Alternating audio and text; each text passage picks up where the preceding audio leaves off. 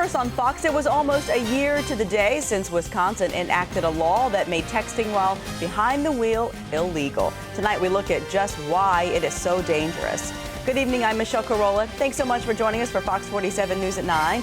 Texting and driving is so common, it's hard to find a person who doesn't do it. I admit a little guilt in that department, but that's all changed. A great opportunity for local teens gave them the chance to drive distracted without the danger of crashing. I took a turn at the wheel also and left saying, never again. Keep the vehicle on the road. You must drive this scenario again. Let's try again. Students at Monona Grove High School took a spin behind a driving simulator to see just how well they would fare texting and driving. So you seen what happens every time he drops his head?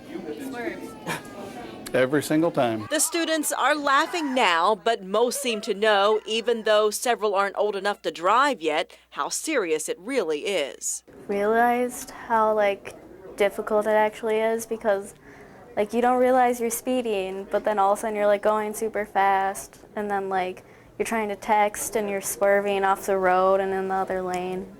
Faith says she's scared of driving right now and just doesn't want the responsibility. On the other hand, 10th grader Aaron Christensen can't wait to get his license, but the simulator gave him a new perspective. I see people that I'm in the car with that text and drive, like my friends, parents, and I'm like, oh, that actually kind of looks easy. But then now that I did the simulator, actually is a lot harder than I thought it would be. And what this allows us to do is put people in the car. Dr. John Lee, an engineering professor at UW-Madison and a leading expert on distracted driving, opened the doors to the UW Simulator Lab to help us understand what researchers are hoping to do to stop distracted driving. It's sort of like the perfect storm of driver distraction.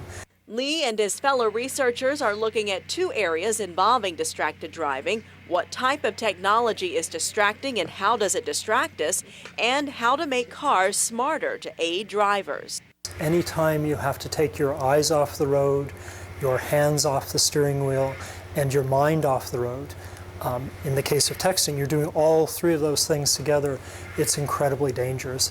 Tasks to do. Okay. So it was my turn to test out my multitasking skills, and like most, I always thought I was good at doing more than one thing at a time. Already just hit a truck. Okay, let me try to text. See? Oh my goodness, I just ran into the left lane. 3,000 people died last year in distracted-related crashes. 400,000 were injured. And no matter how well you think you can do more than one thing at a time, the $300,000 reality check proves you wrong. I'm actually driving with my knee.